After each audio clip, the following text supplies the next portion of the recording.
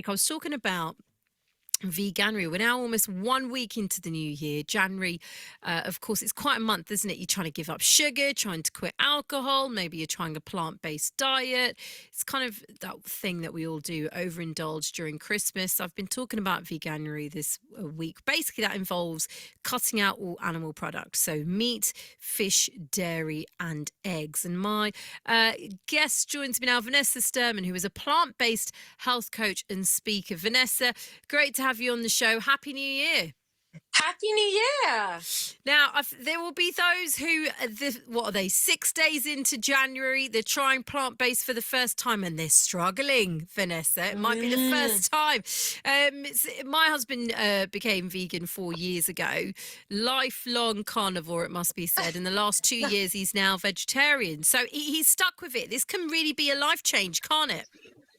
It really, really can, because the benefits are just so huge. You know, people are eating more plants because it's brilliant for their gut, keeps them really full, gives them loads of nutrients, and it is completely delicious. And you can have anything you want, whether it is your curries, your Vietnamese food, even your brownies and your pizza.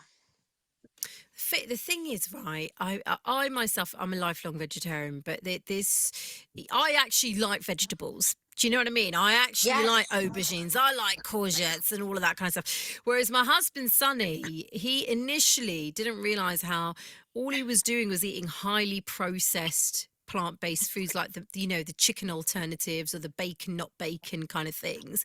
And I guess from yourself, what I wanted to know is, what do you recommend for someone who's really missing that taste of meat, but recognizes they don't want to just keep eating the highly processed stuff? Yeah, so that's a really, really good question, because it's brilliant that that stuff is there if you want it, because there's always going to be processed food, let's face it. But there's lots of things that you can make. If you want to make things at home and you'd love to make your own very healthy plant-based bacon, you know, you can flavor tofu with things like soy sauce and smoked paprika and make something lovely and smoky, or you can put together a lovely black bean burger or something like that. Full of fibre, full of spices that are great for the gut and really filling and tasty. How long is it that you've been plant-based? Is it your whole life, or is it something that you've come across in recent years? I've been plant-based for 8 years, but significantly, I was a complete meat eater before. And I had reservations. Oh, well, I'm not going to be full and it's going to be bland and all of those things.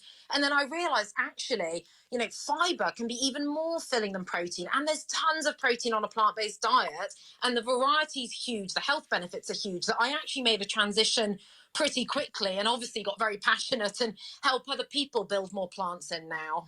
I'm really intrigued by that, you know, Vanessa. 20 years ago, when it was not cool to be vegetarian or vegan, when quite frankly it wasn't mainstream, you know, I'd often get those kind of questions. Oh, what do you mean? How can you be vegetarian? How is that healthy? Where'd you get your protein? And coming from a South Asian background, I'm Punjabi, you know, these are conversations that many communities, culturally speaking, South Asian, African, have been speaking for hundreds of years.